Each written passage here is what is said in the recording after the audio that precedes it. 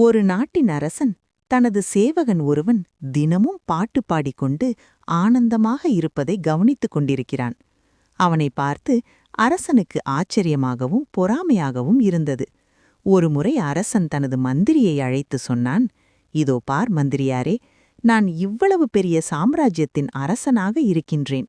எனக்கு இல்லை என்று சொல்ல எதுவும் இல்லை. இருந்தும் நான் மன நிம்மதியாக இல்லை. மனக்குழப்பம் என்னை வாட்டி வதைக்கிறது. சலிப்பும் வெறுப்பும் என்னை பின்தொடர்கிறது.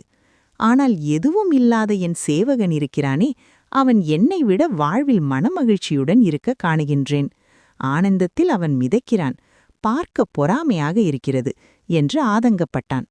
உடனே அந்த மந்திரி, அரசே, அந்த சேவகனிடம் 99 ஆட்டத்தை பரீட்சித்துப் பாருங்களேன் என்றான்.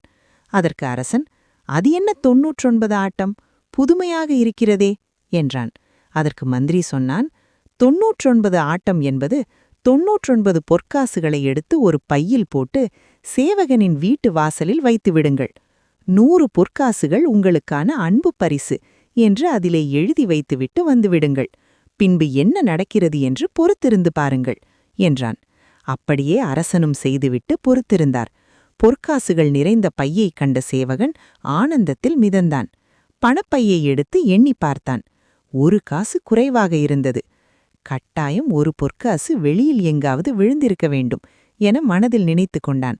அதன்படி அவனும் அவனது மனைவி பிள்ளை குட்டிகள் என அனைவரும் தவறிய அந்த 1 பொன் நாணயத்தை தேட ஆரம்பித்தனர். தேடி தேடி இரவும் முடிந்து பொழுதும் விடிந்தது. தேடல் மாத்திரம் முடிந்தபாடில்லை.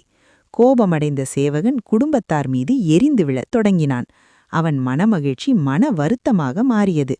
மறுநாள் சேவகன் விரக்தியடைந்தவனாக காணப்பட்டான். புன்முழுவல் பூர்த்திருந்த அவனது முகம் சிடுமூஞ்சியாக மாறியிருந்தது. தன்னைத்தானே திட்டிக் கொண்டிருந்தான்.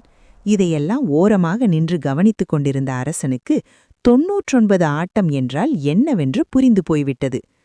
கதையின் நீதி: அந்த இறைவன் நமக்கு வழங்கிய 99 வகையான சௌபாகியங்களோடு இருப்பதை நாம் மறந்துவிடுகிறோம். வாழ்வில் நமக்கு கிடைக்காத அந்த ஏதோ ஒரே ஒரு பாக்கியத்திற்காக நிம்மதியை இழந்து மன வருத்தத்தோடு வாழ்ந்து வருகிறோம்.